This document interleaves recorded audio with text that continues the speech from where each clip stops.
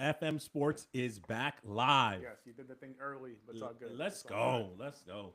And listen, folks, if you are like us, Florida Man Sports, where we are streaming on all Handsome, successful. major platforms, like, share, and subscribe, you already know that we are just fiending for training camp to officially start. Fiending. Yeah, man, we're fiending for the regular season to be underway. But the NFL teases us Johnny Cinco, and they give us the rookie camp. So Okay. we at least got something to salivate on. Fair enough. And with that being said, this is Florida Man Sports in true tradition. Always want to start with our Florida teams, Johnny Cinco. Okay. Let's start with the Jacksonville Jaguars. And in this case, we're only talking about our first round picks. It's a little bit of tape. A little bit of tape. What do we think on Travis Hunter? I mean, we got to talk about something here. But guys, we appreciate you guys. Continue to watch us. Please like, share, and subscribe to all of our platforms, not just here on YouTube, but on X or Spotify or anywhere you listen to your podcast. We're available there as well. But with Travis Hunter, listen, Travis Hunter never had elite speed. So a lot of the people that are watching him right now, they're saying that his route running isn't really there. It's flawed. It looks flawed. Since he doesn't have the speed, he's not the best route runner. Now he's gonna pick up this route running. I mean, let's calm down. It's rookie camp. He's gonna go ahead and get these things and work on it. But we expect to hear nothing but like this positive things when you're the number 2 overall pick. So when you come in and you're not the fastest guy, you're not the tallest guy, you're not the best route runner. I mean, you were brought on board. You received the Heisman, the number 2 pick, because of your NFL IQ, your football IQ, and just how you see the game and the things you're able to do. Now, we both are not surprised by this because we said before this whole thing even started that he's a corner that plays wide receiver. Now, we got into a little bit of a heated debate over Twitter with some other guys who didn't feel that way. So me seeing that he's struggling a little bit with the route running is not a big surprise to me. So is it a surprise to you? Okay, so first of all, there's a lot to digest because when you are a first round pick and you're picked in the top 5, Yep. the expectation is here. Correct. You are expected to be elite. Yes. We, as Florida Man Sports and as commentators, have to kind of calm down a little bit and say, you know what? He's going to get through it. It's fine. He's going to have his ups and downs. What I don't like about camp, folks, is the way it's supposed to work is you're not supposed to hear from the coach. You know, he did okay. He did well. He impressed us a little bit with what he did out there. You don't want your president to be like, he did well. I'm impressed with what he did. You want other people in social media and the media to say how good he was, and that didn't happen. Let's call it what it is. When the coach has to step up, that's a problem. You make a really good point because you know what I was hearing a lot about Joe Horn Jr. And Joe Jr. was the throwaway receiver out in Colorado, paired with Travis Hunter. And this guy gets picked up in the 6th round by Carolina. Right. And from everything I'm hearing from other people watching, this guy is stealing the show. This guy has elite speed, route running elite. He's basically already saying that he's already going to take over for Thielen's slot position there. And he's running circles around their actual number 1 pick, who was the number 9 overall, the first round pick, who was a wide receiver out of Hawaii. I don't understand that pick to begin with. But when your 6th round pick is running circles around your first round pick in the same position, and they're already talking about him kind of taking over for Thielen, that's what you want to hear about with Travis Hunter. You want to hear like, man, this guy came in and is just lighting it up. It is rookie camp, so I'm not going to put a lot of right. But I agree. We want to hear something like that. So, and let's back up a second because again, we want to give everybody the benefit of the doubt. Jamar Chase, he had, I think it was 11 interceptions. 11 drops. And then he had 9 drops the following year. People were wondering if he was going to have a drop problem. Obviously, he outgrew that. Travis Hunter is going to have growing pains. We have to accept that. The problem, again, is that the bar is this high. We've set that expectation. And I'm going to tell you, Johnny, I know that we're just talking about this. Take 2 things to be happy about. 1, I want him to be healthy. He looks healthy. The coach was saying he can run for days after 2 months of being off. He looks great. And he can stay healthy because I want to see him week 1 playing healthy at an elite level. I don't want to hear an ankle. I don't want to hear a knee. Those are my concerns right now as he's developing. And I'm going to stand by what I said, Johnny. Florida Man Sports. I said this. I think he needs to pick a position. That position should be defense. I think he's going to be elite at corner. He's going to be an okay wide receiver. I'm sorry. That's my take on it. and I'm going to stand by it. Please let me eat crow. Prove me wrong, Hunter. Well, at least now you're saying he's going to be elite as a corner. He could be. Yeah, Yeah, he could be. He but could be. the thing is that right now, rookie camp, let's calm down. But by week 1, you better be an elite route runner because you are not the fastest, you are not the tallest, you are one of the smartest. But that route running needs to be on point. So that offense is going to be predicated on timing. So you better get on board because people are not, they're not worried, but when you're hearing things about other players Yeah. who aren't in the mix, you want to hear those things about your number 2 overall guy you gave up the farm to receive. You want to hear those things about Travis Hunter, and we're not hearing that. Yeah, you want to hear it from the spectators. Yes. I want to pivot to the Bucs, but before I do, Johnny, because again, the season's going to start here, and we want to make sure that we draw the line as to where Florida Man Sports stands. Okay. Okay. Look, folks, it is what it is. When you look at first round draft picks and you look at the weight at the wide receiver position, Calvin Johnson, Jefferson, Chase, the list goes on and on. They all weighed over 200 pounds. Hunter, 185 pounds wet. So as a rookie, I'm not talking about, 3-4 years from now. No, as a rookie, this is the weight that they had, and here's where he is. So for me, I'm drawing the line when I say that is a concern for me, and I hope that I'm wrong. What are your thoughts on that? No, dude. I mean, you had Smith, out of Alabama, who signs with the Eagles, was a slender dude. He came up and he's lighting it up in the NFL. You have undersized guys. I'm sorry. First round pick? He was second round. Okay. I'm talking about, no. But I no. got you. I got what you're I saying. take it back. I think he was the first round. I take it back. But regardless, I understand where you're coming from. I mean, Tyreek Hill was just a little guy, but lightning speed. That's the issue I'm talking about, is that Travis Hunter doesn't have elite speed. He doesn't have elite height.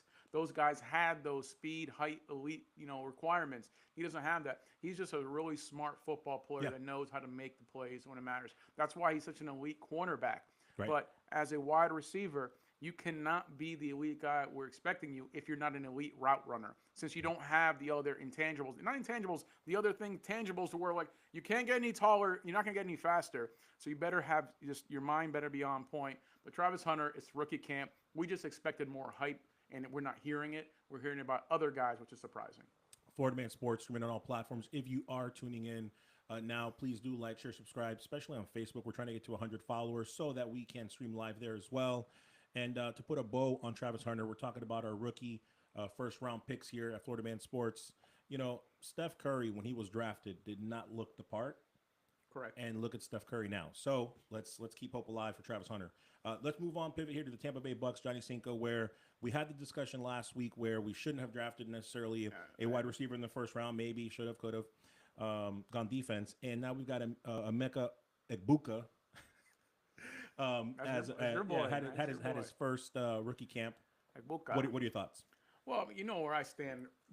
I was so confused, just like everyone else. The only one who was like high-fiving was this guy over here. Like, that didn't make any sense to me. I mean, you have arguably the most elite trio in the wide receiver room there with Evans, Godwin, and McMillan. You have that is a force to be reckoned with. And for them to go ahead and use a first-round pick on this kid, it didn't make any sense to me. And then they pick up another wide receiver later on. You have 12 receivers in that room. So it's a head scratcher. But the dude, according to a lot of guys, he looks elite, looks really well. I mean, the coach. Let's tell the truth. How was camp? How was rookie camp? I'm going to tell you what the offensive coordinator was talking about. He's talking about that the dude, he has flexibility. I think that people say receivers, they're really 3 or 4 spots, potentially 5, to know how to play. This guy has the mental capability to go ahead and learn all 3. And he can excel at any of those positions. He gives you flexibility, which means he's an awesome chess piece. I read his quote from the offensive coordinator of Tampa Bay Buccaneers, and that's just white noise to me. Because for them, it didn't make any sense for you to do this here. You have too many chefs in the kitchen. You can't sit here and be like, I got this guy. He wasn't even the best receiver in his college. He wasn't the best receiver in Ohio State. If you're going to go ahead and make a move like this, first round, you're talking about he's being a chess piece. If you're going to make a move for a wide receiver, which you have a full wide receiver room, you have arguably the best trio in football in the wide receiver room. You're going to make that move. This dude needs to be a king. You're talking about chess piece. And right now he's just a pawn. That's all he is right now because they're talking about how, oh, we have already packages set up for him, a play here. That Guys, this has to be the way they set it up. It better be all-time records passing for the Tampa Bay Buccaneers because they stacked this kid, wasted a first-round pick for what? How many plays can you set up for a rookie? Is Evans just going to sit back and be like, okay, that's cool. Godwin, McMillan, who's hungry, who proved himself last year. Now he has to take a step back for the rookie coming in. This doesn't. You know how competitive, Chris, wide receivers are. They're stubborn-headed. They want the ball. They're not interested in sharing the ball with a rookie they didn't need. So this is all fluff, what he's talking about, how great he is, he's doing well. Yeah, I'm sure the kid is good, but it's too many chefs in the kitchen. It's not going to work out. Out of all the nonsense you just said, there's one thing that actually made sense at the very end, and I'll actually double down on that. But look, here's the bottom line, folks. Number one, if you're a Bucs fan, be excited. This guy's the real deal. No, he's a first-round pick. He's worthy of it. Stop. The camp was perfect. The guy is so humble. He was catching punts. He doesn't care. He's humble. Rookies catch punts, bro. That's not humble. That's not a humble. first-round pick. That's not humble. That's a first-round pick.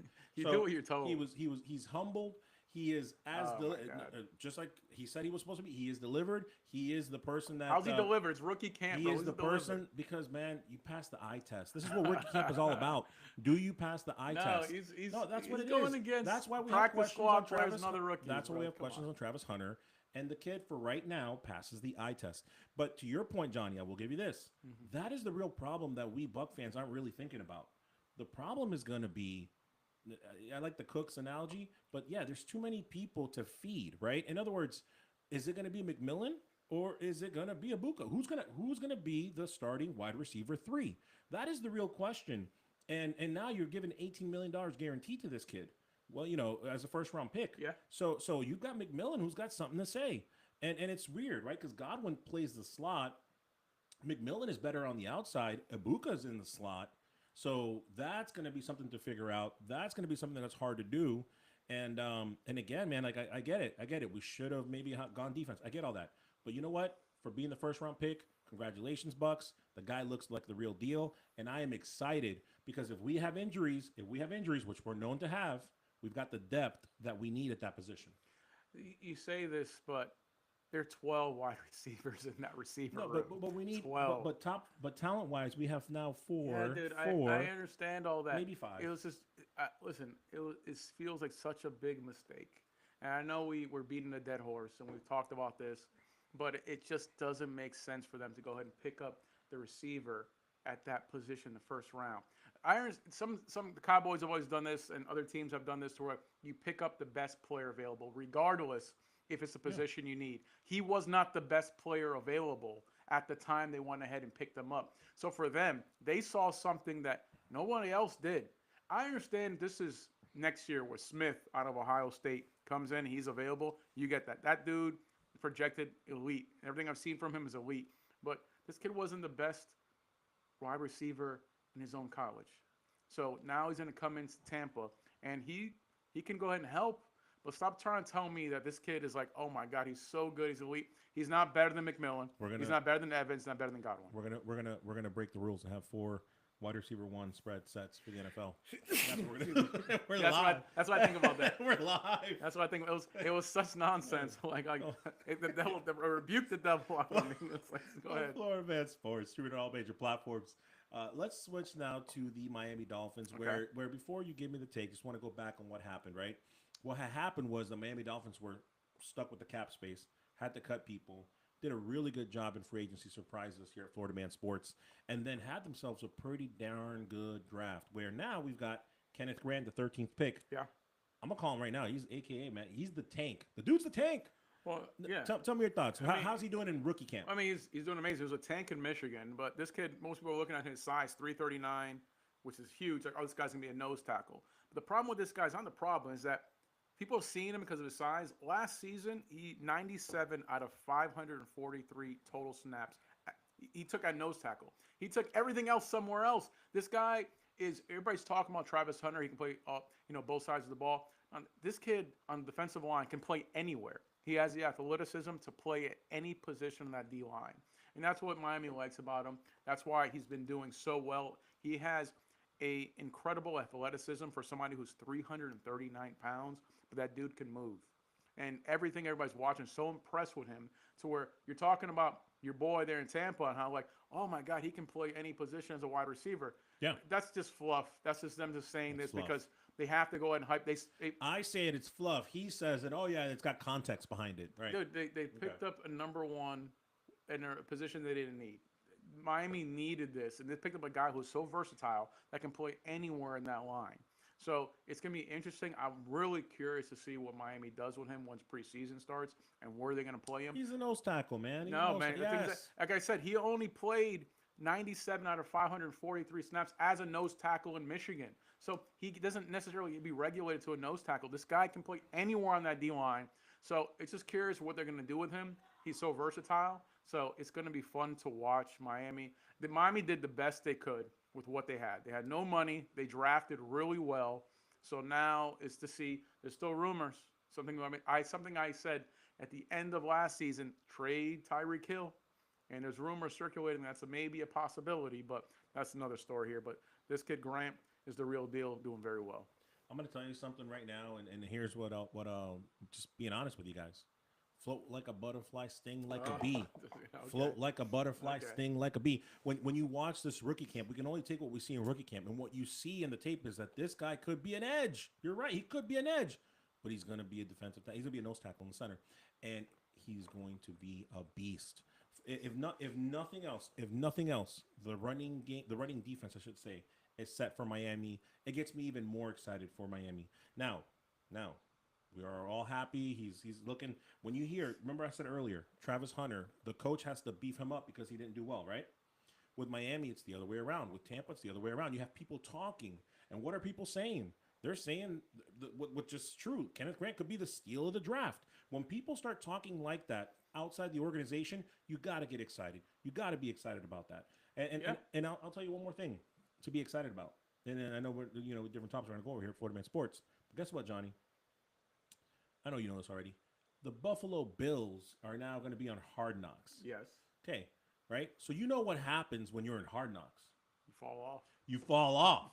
So can I get a, hey, let's go, baby. Let's go. Listen, I love that. And not only that, but then also there's a separate type of show. Maybe you can explain it to me where like the NFC, the Cowboys, right? That division, the Eagles, they're all going to be on a show as well, right? Yeah, the Hard Knocks is exclusive to the Bills, and then they're just doing like consider almost like a spin-off. Right. So they're going to go ahead and just kind of give you a sample of different teams. So basically, multiple teams were like, no, I ain't letting all these cameras in, giving all access. So they're giving you a little bit on those teams. Just so you have the NFC East there. It's a little tidbit on the Giants. So what does that mean for us? That means that maybe we got a shot. I had a mini prediction. I know 10, 11 games we're going to win as Miami, the Dolphins are.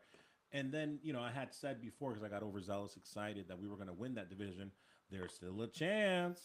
There's still a chance. There's always a chance. And Kenneth Grant is part of that, baby. Let's go. I'm just really happy with what Miami's done with Grant. And I see big things for this kid. I am worried about Hunter, and I'm worried about your boy, Egbuka. All right, fine. You want to put 1, 2, and 3? I'll put Kenneth at the top, Egbuka number 2, and Hunter number 3. That's nonsense. It's complete nonsense. Hey, Florida Man Sports. If you're just tuning in again, please do like, share, and subscribe. We are streaming on all major platforms. Trying to get on Facebook once we get to 100 followers. If you're on Facebook, find us there. Johnny, as we normally do, we talk about the latest things around the NFL after our Florida teams. And right now, whether I like it, whether you like it, whatever, Sanders is the number one topic, how he's doing, how well he's doing. Again, rookie camps are here, right? What are your thoughts on Sanders? Is he going to be QB1? Is it too early to tell? What are you thinking? Listen, I was going to say this to the end of my argument here, but there's no way Sanders is QB1. Okay? It's no way.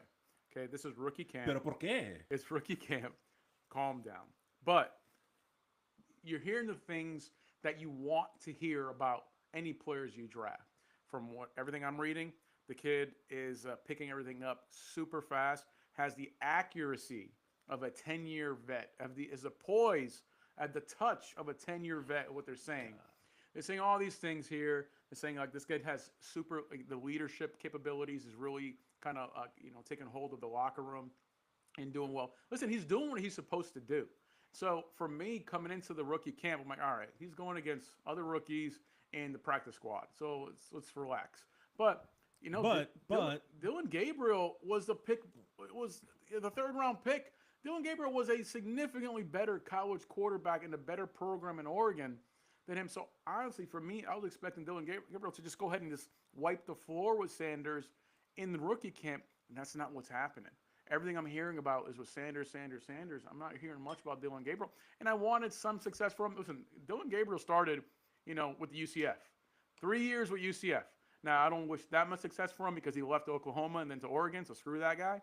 But I am impressed. Go Ducks! I am impressed that Sanders is taking everything in stride. For me, we talked about this, Chris, to where I was like, one of these two quarterbacks are going to survive. They're not keeping 5 quarterbacks. Watson, of course, he's not playing all year, but he's there. So they have Flacco, they have Little Hands Pickett. So it's those two guys are staying there. So they're going to keep 3 quarterbacks. They're not keeping 4. So who's it going to be? Dylan Gabriel, Sanders, and it's rookie camp. But right now, Sanders is taking off. Okay, so again, rookie camp, grain of salt, right? You kind of going back to what I said earlier, the eye test, and to your point, Sanders looks pretty good, right? But here's the bottom line: it's not going to be up to Sanders. It's not. He could He could have a great, next few weeks, whatever. It won't be. And here's why. Okay, here's why. Let me know. It's up to the Cleveland Browns to get their stuff together. An organization who's predominantly known for not knowing what to do at quarterback. Yeah. Today, right now, the depth chart reads Watson number 1, Pickett at number 2, Flacco at number 3, and then Gabriel at number 4. As of right now. So I guess my point in all this is I predict 2 things. I predict 2 things. Okay. 1, I don't think this is the quarterback chart that they're going to take week 1 of the preseason. I have a prediction that someone is going to get cut or traded, more likely cut, because I can't imagine, if you really know what you're doing as an organization and you really want to see who your QB1 is going to be, that you bring 5 guys. You got to whittle it down to, at the bare minimum, 4, probably 3, right? 3. I'm just saying because you're the Browns. And so, again, my point being here, Johnny, is that it's not going to be up to Sanders. It's going to be up to the Browns to do the right thing, to be an organization that actually builds up quarterbacks and give him the opportunity, give him and Gabriel the opportunity. Now, if I had my GM hat on, what I would do, Flacco's done. Love you, Flacco, but you had a great run. You helped the Browns, in that season that you had. But let's be real, you're not the future. You're done. I would cut him. They're not going to cut Flacco. They just Stop. Flacco came. They signed him. Stop. What did he do for the Browns just a couple years ago? Hey, we made a mistake. Oh, it looks like blame it on Watson. Watson's coming back. We made a mistake. We're cutting you. It is what it is. Okay. No, I'm just saying it is what it is. And then with Kenny Pickett, Little Hands Pickett. Exactly. And that's what I would do. I would run with Watson. I would run with Gabriel, and I would run with Sanders. But again, that's just what I would do. The Browns don't know what they're doing. The Browns, unfortunately, are trying to win, meaning they're not in a rebuilding process. They have a good defense. They didn't spend all that money on your boy to go ahead and be like, hey, no, we're not going to say my boy. You want him to go to Tampa. It didn't work out. Right. That's not true. So they spent the money. This is not a rebuilding thing for Cleveland. They're in that spot where, like, they will rebuild. We're going to try to win. They're going to try to win. That's why they picked up Flacco, because they won with Flacco. Flacco had a good run with them. So they brought him back to see if they can recapture that magic. They're not cutting Flacco. Pickett, is guaranteed money attached to Pickett. They brought him there to be the backup because Flacco's 85 years old. So they brought him there. So it's kind of like, all right, so it's going to be 3 quarterbacks. Like I said from the very beginning. Well, it should be, John. It should be. You're not wrong. It's going to be 3. So it's going to. That's why I said. Remember, I said a while ago, I was like, now's the time to go ahead and hopefully you get something out of. I thought Gabriel's going to go ahead and run away in the preseason. He's going to be the better quarterback.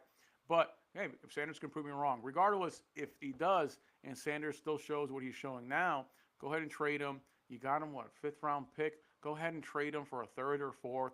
Next year, it worked out for you just fine. You traded essentially a 5th for a 4th or a 3rd for a team that maybe wants him, maybe see some flashes, maybe see like maybe we were wrong. This kid has humbled himself and he went ahead and he's performing. So you don't need him, but we'll take him. So I don't know what they're going to do with him, but I don't see Cleveland going ahead and saying, no, we're going to start a rookie to try to rebuild. But how much better would the Cleveland Browns be if they held on to Baker Mayfield? What a bunch of fools.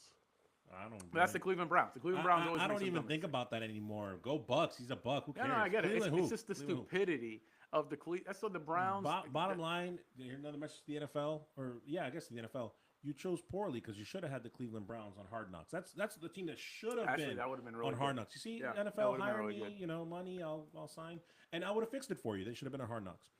Florida Man Sports. The Bills ain't bad. They get the MVP. They got everybody else. They ain't bad. And then Miami is not going to beat them. Florida Man Sports has been on all platforms. So we talk about the latest things that are going on in the NFL right now, Johnny, and it's the tush push. Okay. The tush push that some team, Green Bay Packers, said, no, stop doing this to me. I hate it. Wah. And it got voted down. The tush push lives. Do you agree with it or not? No, well, it lives. I mean, it lost by 2 votes. So it's not just the Green Bay Packers. It was 2 votes shy of passing. So the majority of the NFL teams wanted it banned, but they needed a certain majority. It didn't work out there. My beef with the tush push, people say about, I mean, the reports are that the Eagles owner came in and did like an hour-long impassioned speech on this nonsense. I know how, this is whatever. And then Kelsey came in, did his own thing. And it's like, yo, shut up. Calm down. The reason the tush pushings go away because it's boring. You're going to do all these rules to try to make this sport more entertaining. No. If it's 3rd and 2nd and they're doing the tush push.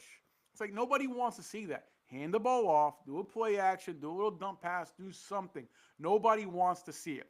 Like, I don't care anybody outside of Philadelphia. You're watching it. You're seeing it like, oh, God, this is the most annoying play. You're hoping for an injury. Please injure that guy for doing this nonsense move. You know what it is, Chris? You know what it is? Wow. You ever remember back in the day, you still play it right now, Street Fighter 2? You ever play that guy that's annoying that he plays a guy, he does a little kick? Am I supposed to apologize for playing Street Fighter? Just a little kick. Like he's not doing any moves. He's just doing the little side kick and he's hitting you. Street Fighter on Super Nintendo. It's so annoying. He has no other moves. The most annoying thing. Okay, it works. It's annoying. Nobody wants to see it. It's not entertaining. Now, if you were paying to watch Street Fighter, are you going to want to watch Ryu just doing a little side kick? No, you're not trying to do that. You know what? That's such a jerk move for trying to age me. But you know what? The heck with you. Street Fighter is awesome. Okay, I don't care. Yeah, but let's talk about that. Let's use that analogy. Okay. Do you want the writers of Street Fighter, right, to go in and go, oh well, no, we're gonna forbid that move? No, you're gonna be like, no, I'm gonna beat you. I'm gonna find a way, and I'm gonna choose Chun-Li, and I'm gonna beat you. That's what you want. And now I disagree because the difference is, Chris, is that if I'm playing you and I'm doing a move that's going to beat you over and over and over again, doesn't matter how ridiculous it is, it's fine. I'll beat you with Chun-Li though. It's perfectly never in your life. It's fine. But if you are paying to watch in a sports event like we all are, we're sitting here paying cable, paying somebody to watch this. You think it should have been approved? Is that what you're trying to say? It should have been banned, dude. Okay. It's the most boring thing. It's not fun. This is exactly why you're tuning in and out to Florida Man Sports, and thank you for doing that. We are streaming on all major platforms. It's because you're going to get 2 different perspectives, but it is a perspective from the Florida man. Yeah. And I'm going to tell you right now, Johnny, I completely disagree with you. No, look, big surprise. Look, because you got to beat me. I came up with something. Stop crying to your mom. Come and beat me. Right? And then here's what happens. They do. Okay. Things change. Okay. If you use this in NBA terms, okay, NBA defenses have changed. The center position has changed. It's more of a forward position because that's how it works. You adapt, right? And then what happens? You fix it. It gets fixed. Now people can't do it, so then people stop doing it. It's very simple. No, it really is very simple. Stop having your daddy write a note that you can't go do this, do that. Figure it out. Get better at the positions. And you know what? The defensive tackle, the nose tackle position is going to have to improve a little bit or have a formation of it. And maybe going back to our Miami Dolphins, he's the perfect person to do it. So if they do the tush push, 1st, 2nd, 3rd down, 4th down, the whole way, they get there in the 25, they do it the whole way, and you're watching that brand of football, you're okay with it? Because that's what's next. Because this team does it on 3rd down and 4th down. So you're sitting here trying to watch a game, and they change so many rules to allow receivers can't get killed now. That's why you can get away with having a receiver that's 150 pounds because you can't touch a receiver without getting a penalty. You can't do anything. And so now you want to go, you set this game up to be more, air raids and kind of throwing the ball. And now third and second, you should be handing the ball off, play action, maybe do a little dump pass. Or every once in a while you see the third and short and they go for the deep pass trying to catch the defense. Those are the things that you want to see. Those are exciting plays. That's football. I love how you brought up the Street Fighter analogy, which, by the way, if we were playing Street Fighter, I'd beat that ass. You wish. But anyways, talking about games, right? At the end of the day, this isn't the Michael Vick Madden, right? It's not. It's real life. So stop. Daddy's not going to be there to help you all the time. Get over it. Learn to play. You'll be just boring football. For Advanced Sports, streaming on all platforms. Speaking about more than football, the Olympics have made it official. It's official, right? Is that fair to say? It's official. It is official, and now we have flag football in the Olympics. Mm-hmm. That's pretty damn awesome. Question: should NFL players play in the Olympics? Well, part of the NFL committee meeting that just happened, the owners came in, that they voted on if the players can actually play in the Olympics, and they voted yes. They actually voted completely 32-0. There's not a single NFL team that voted against NFL players playing in the Olympics. So I looked at this, and of course, I'm sure Chris and I are going to disagree because they're looking at this in terms of like injuries can happen, so many different things that can happen. How are you going to allow your NFL player to go and play in the Olympics with this? No, this makes perfect sense, guys. You're trying to, NFL has been trying to go ahead and expand the game internationally. They failed miserably with NFL Europe like 30 years ago. But still, they've been trying, still expanding the game. There's more international games year in, year after year. There's going to be more national games. So the dream team, you think about their success had in the NBA. What they're trying to do, what the NBA did with the dream team. Now you go ahead and have NFL players in flag football. The risk of injury is minimal because it's essentially non-contact. It's flag football. So you have pundits over here is going to sit here and cry and be like, but what if he breaks his ACL, does something else? And NBA players play in multiple games, so many games. They're doing full games, and there's a risk of injury. It can happen, but the NBA is where it is right now because of the dream team. So the NFL is trying to replicate that. They've set some rules, Chris. They put in place to where you can only have one player represent one NFL team. So you can't have multiple, receivers you can't have Chase and Higgins off the Bengals. It's not going to work that way. It's one player off each team maximum. And it's 5-on-5. So it's going to be a total of 10 players that are going to be there. So you have 5 starters and the 5 bench, and they're going to rotate around there. So 10 players of the NFL go there. This is a great thing for the NFL, Chris. How can you even look at me with those neglectful eyes and say that's not? Because I would expect you're like 70 years old. So I would expect you, with all the wise age that you have, to know better. Just because everybody, unanimously they said that it was okay and they approved it, that it makes it okay. It's going to take one time. It's going to take one injury. One NFL player to get hurt. Listen, there's off-season injuries playing sports. It happens all the time. And so you have to be conscious of that. And look, what they should have done. What should they have done? Okay, I'm for the Olympics. I'm for the flag football being in the Olympics. I'm 100% for that. What they should have done is put a little bit more a little bit more research, a little bit more time. And what they would have found is that instead of making it like, NFL players can all play, they should have made it where retired NFL players can play, and then collegiate and so on and so forth. Had you have done that, we would be seeing Tom Brady leading the first Olympic team, which he could definitely play quarterback. See, but people don't think like that. Instead, it's all about me, now. What can I get right now? And I get it. People like Jefferson was like, I want to play in the Olympics. I understand that. I get that. You want a gold medal around your neck. I love the competitiveness. But at the end of the day, and I think Jefferson would agree with me, hindsight's 2020, God forbid you get hurt. God forbid Achilles, something happens, right? We don't even know the effects of doing that. And then what's the offseason look like for you to next season? So no, just because all the NFL owners said yes doesn't make it okay. and someone needs to step in. What Daddy needs to step in. What a bunch of nonsense. And say, you know what?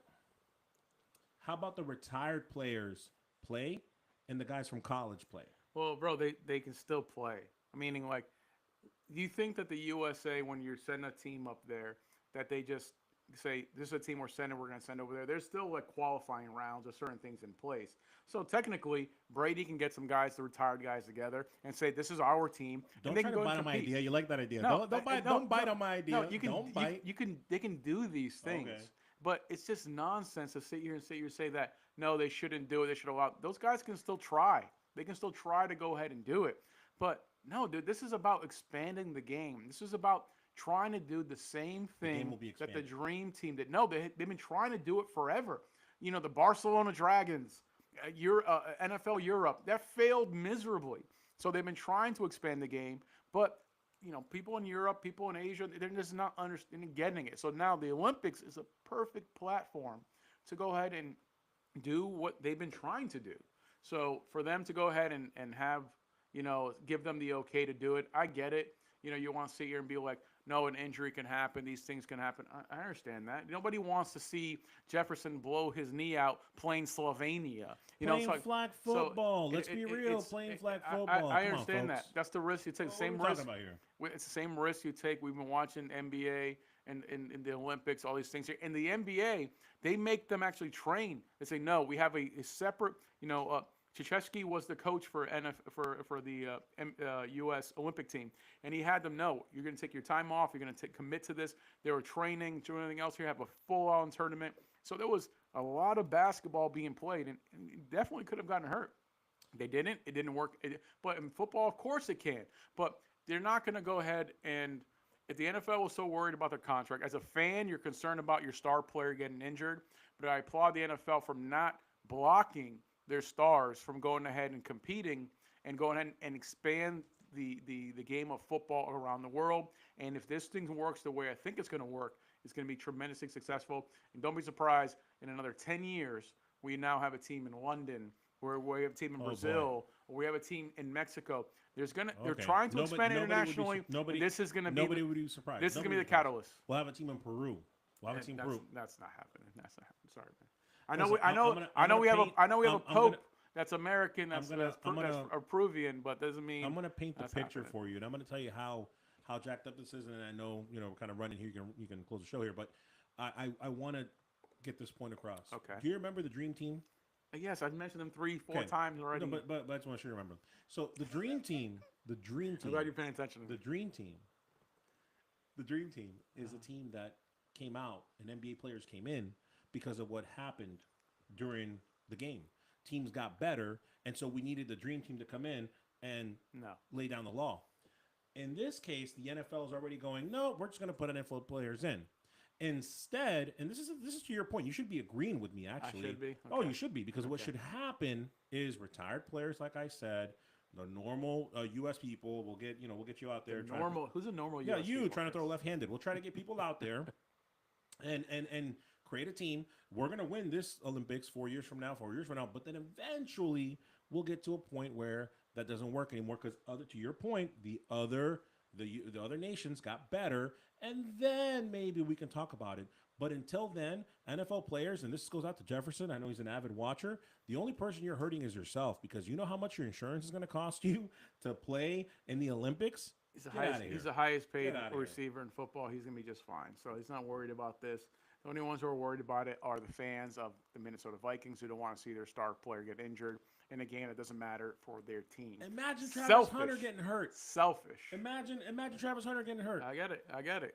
I understand all that. But these kids want to go ahead and represent their draft picks for them. They want to represent their country. I'm done. I stated my case. If a player wants to represent their country in the Olympics, then you can't have communists like Chris sit here and tell you that you shouldn't do it for your own selfish reasons here. Terrible. So we appreciate you guys listening and watching.